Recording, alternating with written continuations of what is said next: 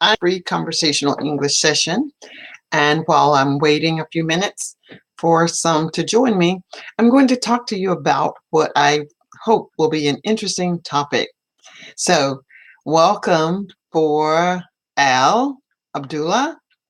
I may not pronounce your name correctly, but I'm happy that you are here. If you have something that you would like for me to speak about specifically, just type it below and I'll try to answer it. But I really want to talk about 2 or 3 things today, and I'll post that right now. I will try. So, I'm going to talk to you about fear. In order to overcome fear, you must be able to recognize that fear. Fantastic, Abdullah. So, you want to talk about the reading section for the IELTS exam.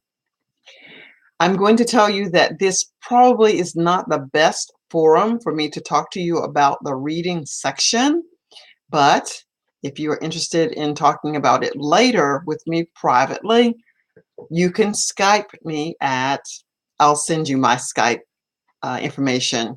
If I do not post my Skype information to you, just send the message as you make some comment about the video. As a matter of fact, I think that's what I'll let you do. Leave a comment about the video, what we're watching right now, at the end, and then I will send you a link to connect with me. And Glory, I know who you are, but that is not the name that I know you by. We just talked and we were on live once before, but I can't remember what the name is, but that's fine. So I want to talk to you about fear. This is really good for the IELTS participants. If you are preparing for the IELTS, you may have a little bit of fear, a little bit of apprehension, a little bit of, oh my God, I got to take that exam and I'm so nervous. The main thing is to be prepared. If you are prepared for the exam, you will do fine. As with any exam, the ones that I'm familiar with, I have a doctorate in education, and my greatest fear was the defense, where I sat with 3 other professors and defended my thesis. After I finished, I realized that my fear was unwarranted. I knew the material. I knew what I had studied. I knew what I had prepared, and every question that I was asked, I was able to answer. So if you prepare properly for the speaking portion of the IELTS exam, you will do well, but it doesn't come without practice. For example, let me share with you what I have done for the past 5 days. I'm reaching out to corporations to enlist my services for their employees who are in need of English fluency. Tell me what you think. As a result of Speak Excellent English, English language learners, corporations, and teachers are able to develop their English fluency. With this English fluency, they're able to be prepared to speak and conduct themselves in any corporate environment and social environments as well. I'm especially seeking individuals looking to transform their conversational English that would be useful in corporate and in social events. Who do you know? Okay, so I have been working on perfecting that speech so that I can introduce myself to corporate America. Once I have completed and satisfied myself in corporate America, I will be extending the same invitation overseas. So now let's look at what we're seeing now. Yes, please send it. All right, so Al Abdullah, remember, I'm going to send this information to you once you comment on the video. All right.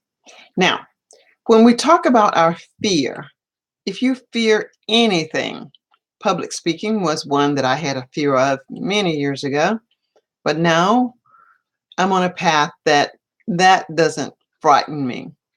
Yes, there are things that do frighten me, but it is not the fear of speaking.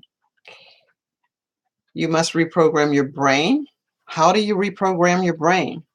I would imagine you would reprogram your brain just like you would do a computer. If you have that specialty, you go inside and you do something. At the present time, when I have problems with my computer, I call on the experts.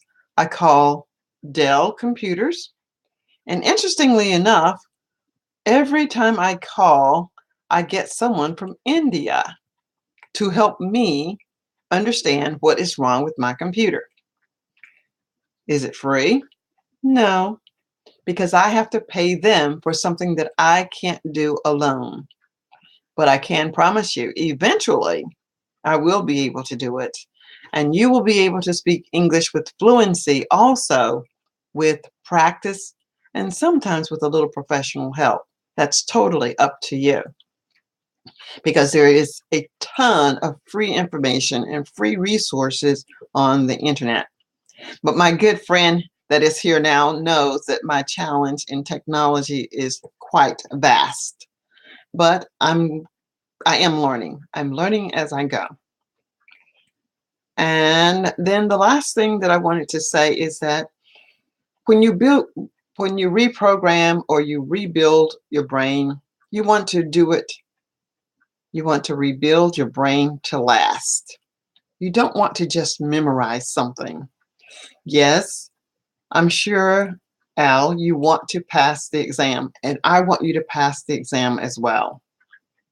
But once you pass the exam, don't just forget about why you took the exam in the first place. You want to use every opportunity that you get to practice. Practice in front of the mirror, practice in front of your hands, practice in front of your phone. Practice, practice, practice. Read. Read one small paragraph about something until you can retell it in a very good way without excessive ah, and the repeating of the same thing. Trust me, the examiner heard you the first time. And if the examiner did not hear you the first time, trust me, the examiner is recording everything that you say. So if you repeat yourself, know that the examiner will be made aware that you are repeating yourself. All right. Now let's see if there's another question. Again, I want to thank the two of you for joining me. This was just me feeling the moment. I wanted to come online and see what happens. The more I do this, the better I will become at getting recognized. And I hope that you will share this information. I hope that you will join my Speak Excellent English Facebook group. There's lots of activities that I put out there. Interestingly, many students do not participate by interacting other than with a like. Every morning I get up and I have hundreds of likes. So I can say that the material that I am presenting is likable, not necessarily sure how useful it is for the individual because it doesn't require any effort to click like. Okay, so I'm listening or looking for any other comments, and there aren't any. And I wanted to just let you know that to overcome your fear, give it a name. Don't create something that isn't true. If you are afraid of speaking in public, if you are afraid of taking the IELTS exam, name it.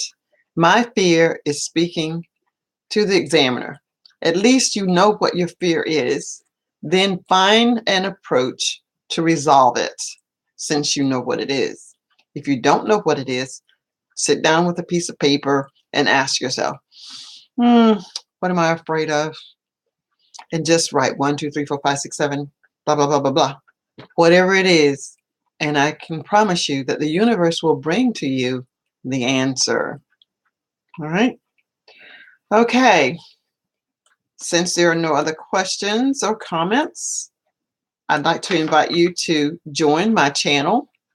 I'd like to invite you to join my Speak Excellent English Facebook group. If you click, well, obviously you have clicked on the bell to alert you that I'm online. That's why you're here. And finally, I'll ask you once again to post another question or two, and I will answer. If not, I'm going to say, thanks for joining me today. And there isn't anything. So it is my pleasure to say hello. It is my pleasure to say thank you for joining me. And thank you so much. And I hope to see you all again very, very soon. Take care. I'm Dr. Priscilla, the founder of Speak Excellent English. Bye for now.